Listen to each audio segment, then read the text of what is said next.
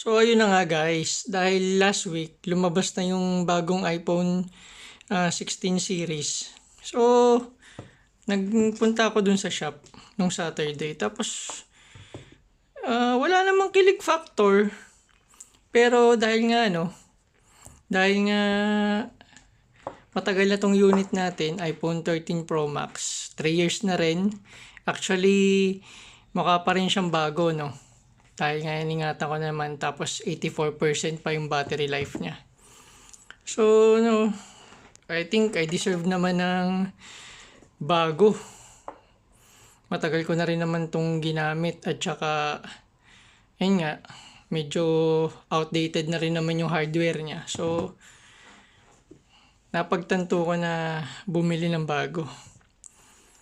Ayun. Tapos, nabili ko naman siya ng naka-sale. I mean, may discount dahil na pre-order. So, pakita ko sa inyo.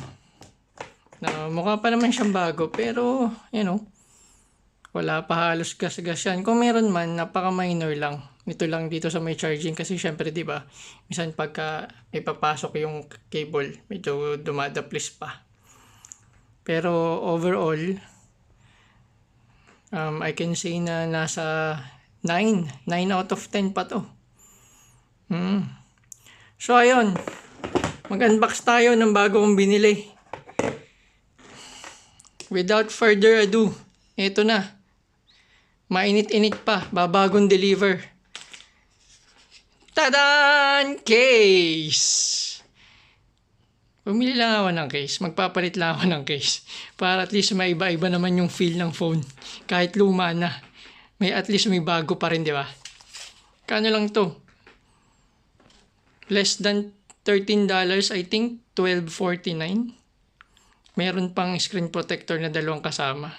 So, from $1,899 to $13, malaki-laki rin yung kupit ko. Malaki-laki rin yung tatipid ko, di ba? Nasa 1,886.